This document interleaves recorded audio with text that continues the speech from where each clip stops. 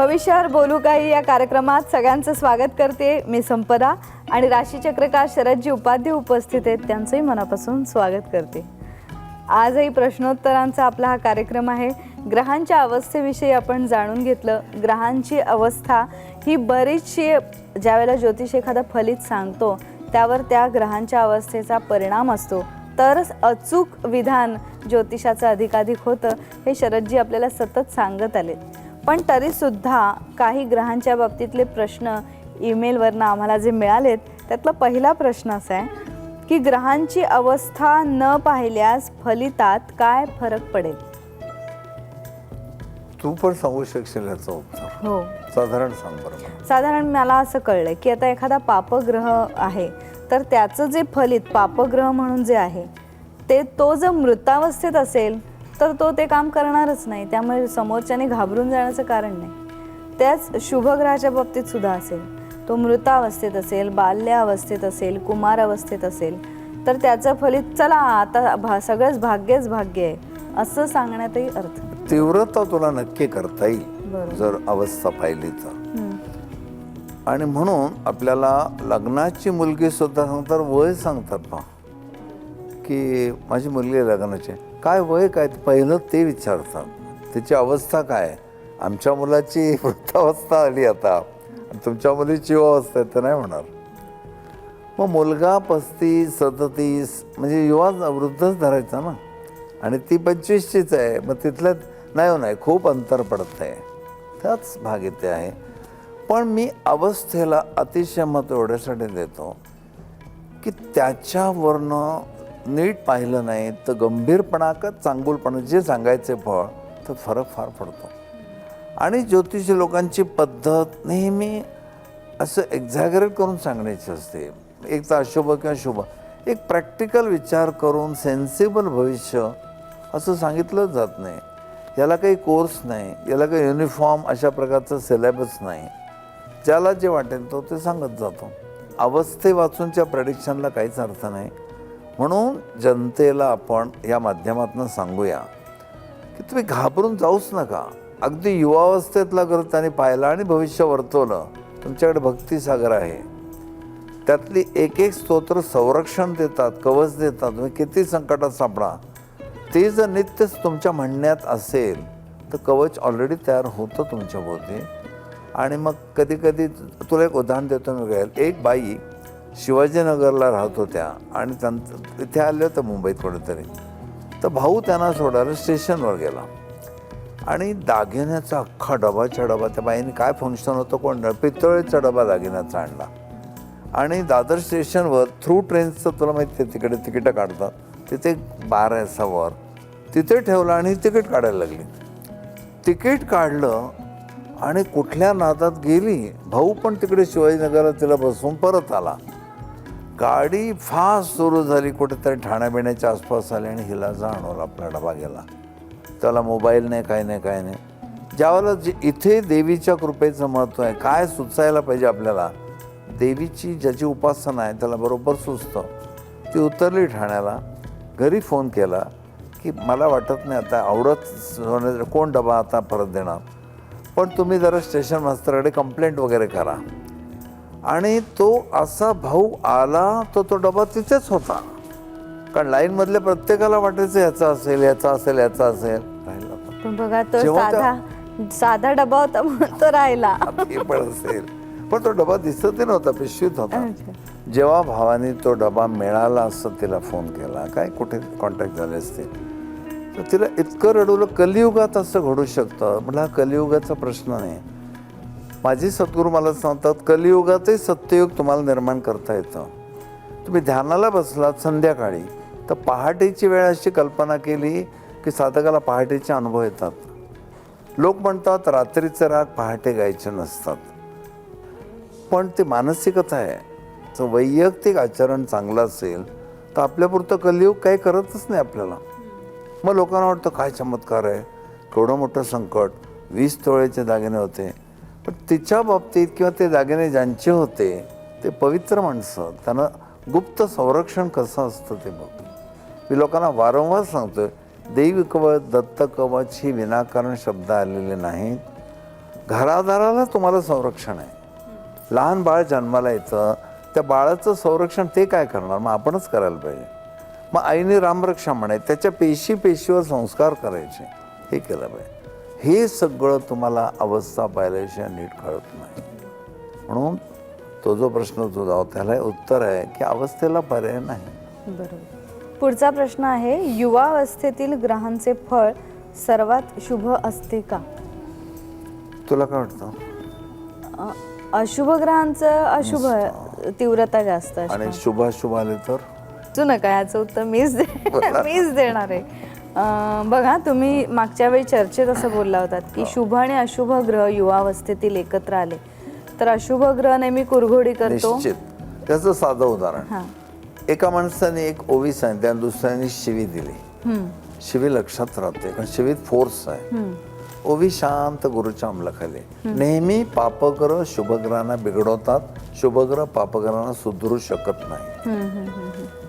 म्हणजे आता शुक्र शुभ ग्रह आहे, हर्षल अशुभ आहे, यांचे एकत्रीकरण युवावस्थेत असताना झाल्यावर हर्षलाच्या रॅशनलपणाचा परिणाम शुक्रावर एवढा होईल बरोबर की स्वतःचं सगळं नाजूकपण वगैरे विसरून तो रॅशनल होईल. आणि मग त्या मुलीचं उत्तान, ती मुलगी असेल तर उत्तान वागणं, विचित्र बडबड करणं, आणि ध्यानी मनी तिचं असत नाही आपण कोण आहोत, मुलगी आहोत, कसं वागलं पाहिजे, सर्रास आपलं ताळतंत्र सोडून वागणं असं घडू शकतो. बरोबर आहे. एक पापग्रह एक शुभग्रह आला तर असं होईल. बरोबर. पण हर्षल मंगळ दोन्ही युवा आले तर बापरे, तर मग काय, एक उष्णता आहे, तापटपणा आहे, आणि हर्षल वैचित्र्य आहे. अपघाताच्या बाबतीतलं जरा फळ घे. मंगळ अपघात, विचित्र अपघात होईल आणि त्यात प्रचंड रक्तस्राव होईल. रक्तस्राव होईल, फ्रॅक्चर्स होते. माझ्यासमोर आत्ता केस येते, मला नाव सांगायला परवानगी दिली त्यांनी. ओशिवारा पोलीस स्टेशनला मेस्त्री नावाचे इन्स्पेक्टर होते. रात्री लता मंगेशकरचा कुठेतरी प्रोग्राम होता, त्या लता दीदींचा प्रोग्राम व्यवस्थित अटेंड करून रात्री निघाले. मी नेहमी एक विचार करतो, तुम्ही ड्रायव्हरला किती स्ट्रेन द्यायचा जरा विचार करा. तो रात्री जागरण करून आलाय, पुन्हा तुमचा कार्यक्रम चालू आणि तुम्ही त्याला सांगताय नाशिक जायचं. आणि माझं म्हणणं, नाशिकला तुम्ही कुठेही जा, ड्रायव्हरच्या बाजूला एक माणूस नेहमी बसला पाहिजे, त्याला झोप येऊ शकते, काय तुम्ही बोलत राहिलं पाहिजे. आणि हे निवांत दोघे झोपले, मिस्टर अँड मिसेस मेस्त्री. नाशिकच्या टर्नवर ॲक्सिडेंट झाला, बायको ऑन द स्पॉट गेली. आणि असं म्हणतात 19 फ्रॅक्चर्स मेस्त्रींच्या शरीराला झाली. बापरे. ओशिवारा पोलीस स्टेशनचे इन्स्पेक्टर. आणि ते सगळे फ्रॅक्चर्स करत करत डॉक्टर लोक पण केवढे हुशार, व्यवस्थित त्यांना केलं. पण ते आजही असं हे करून त्यांना चालायला लागतं. आता एक्झिक्युटिव्ह पोस्टवर नाहीत, ॲडमिनिस्ट्रेटिव्ह. हे हर्षलाचं फळ आहे. आणि दुसरं उदाहरण, लीलावतीमधली जी नर्स जी बाहेर पडल्यावर इंडिकाने तिला उडवलं, तिचे ॲक्सिडेंट केवढा झाला मोठा. एवढी सुंदर ती मुलगी, पण अशीच फ्रॅक्चर, इकडे चळी इकडे चळी. हर्षल हा असं लक्षात ठेवणारा अपघात घडवतो. त्यात मंगळहर्षल युती म्हणजे कधी कधी ॲक्सिडेंटमध्ये मेमरीज जाणं, म्हणजे रस्त्यावर ॲक्सिडेंट होऊन कवटी फुटून मेंदू बाहेर आलेल्या केसेस आहेत. म्हणून मंगळहर्षलाचं फळ तुम्ही तेवढं सिरियस करा जर युवावस्थेत असतील तर. तेच मृतावस्थेत असतील तर काही घाबरू नका. आणि कुमार, बाल किंवा वृद्ध असतील तर फळ आहे, पण एवढं गांभीर्य नाही. एका दुसरा पुढे खर्चटणं एवढं इथपर्यंत ठीक आहे. हे जर लक्षात घेतलं नाही तर मंगळहर्षल बघून लोक असं सांगायला लागतील ना, वाटेल ते ज्योतिषी लोक जे हे बघणार नाहीत, वाटेल ते सांगतील.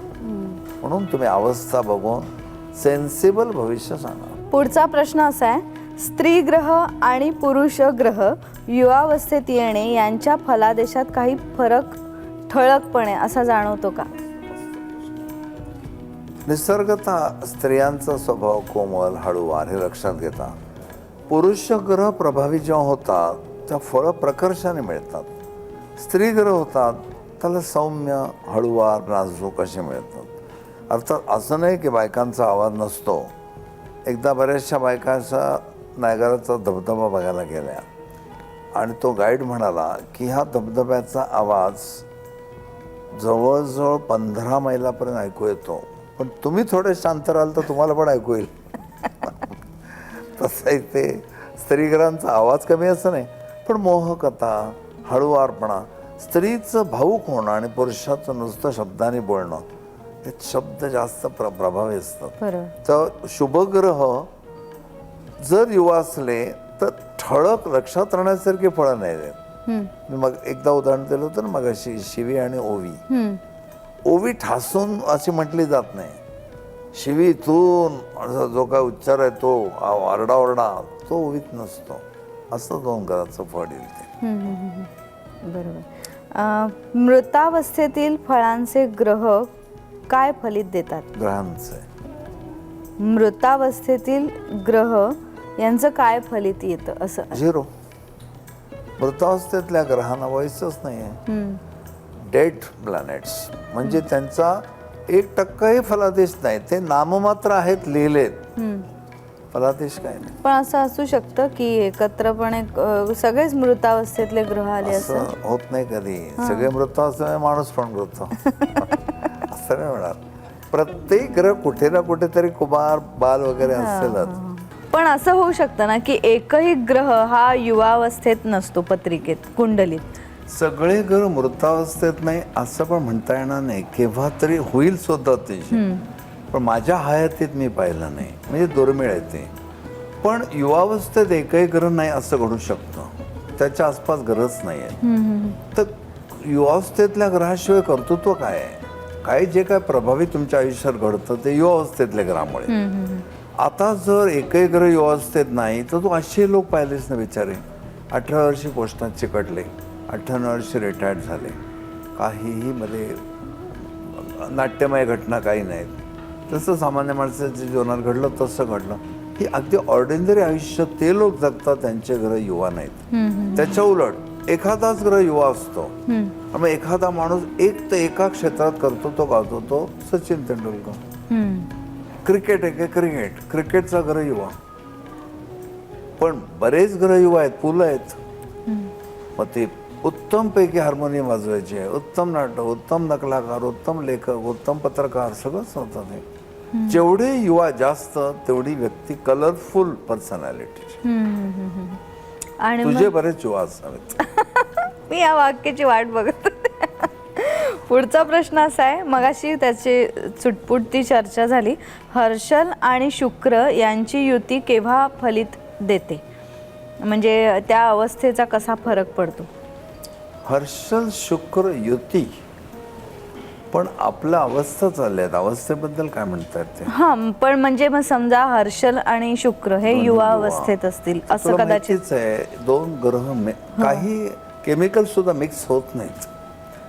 आमरस आणि मीठ क्वचित, आमरस आणि कारलं, तसं हर्षल शुक्र अगदी वेगळे वेगळे आहेत. तरुण मुलीला आई जेव्हा सांगते की सांभाळ, त्या अवस्थेत जाऊ नको, अमुक करू नको, तसं हर्षाला रूढिबाह्य वर्तन करणार आहे. आणि शुक्र युवावस्थेतली स्त्री आहे, मुलगी आहे, तर त्या मुलीला हर्षलाची संगत निश्चय बिघडवणार.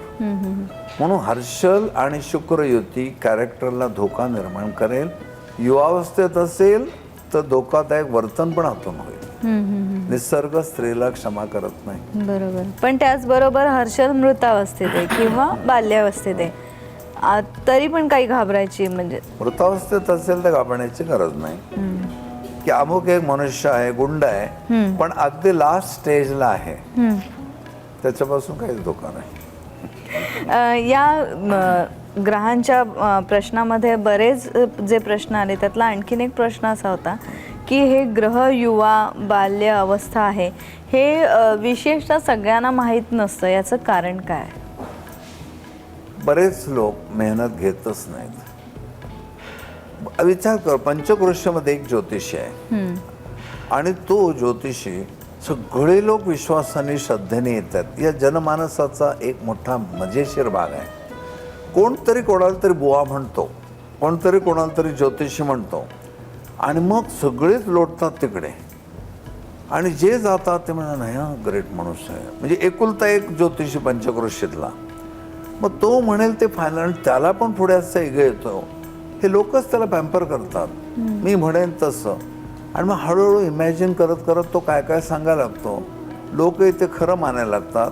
मग तो म्हणेल मी कशाला एवढा लोकांचा माझ्यावर विश्वास, मी अभ्यास कशाला करू. हे पण अनेक लोकांच्या बाबतीत घडतं.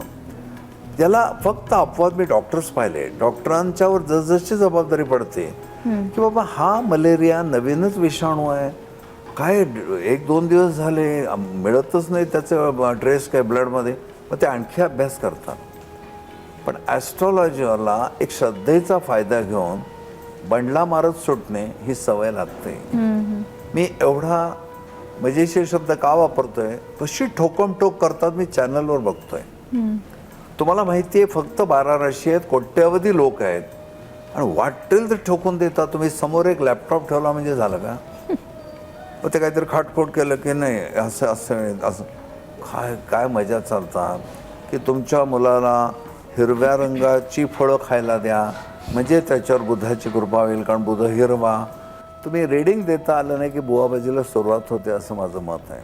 म्हणून लोक होत जात नाही. याला एकच मार्ग आहे, जो क्लायंट जातो त्याच्याकडे त्याने सांगायचं बघ मी तुमचा अनादर करत नाही, पण मला डेफिनेट लिहून द्या सगळं काय काय होणार. ते डॉक्टर प्रिस्क्रिप्शन लिहून देतात. म्हणून तुम्ही 6 महिन्याने गेलात तरी त्याला मागचं सगळं आठवतं. ज्योतिषाला काय आठवतं. तो लिखाणाची जबाबदारीच घेत नाही. तुम्ही आम्हाला निश्चितपणे काय होईल ते सांगा, मी लिहून घेतो. पण तसं घडलं नाही तर बघा ना, काहीतरी तुम्हाला सुद्धा अभ्यास करता येईल पुढे. हा एकमेव विषय असा आहे की ज्याला जनतेने लाडवला आहे. आता जनतेनेच त्याला ठिकाणावर आणलं पाहिजे. लोकशाहीचा उपयोग केला पाहिजे. आज इथेच थांबते. माहितीचा अधिकार. आज इथेच थांबते. उद्यासाठी तुम्ही आमची वाट पहा.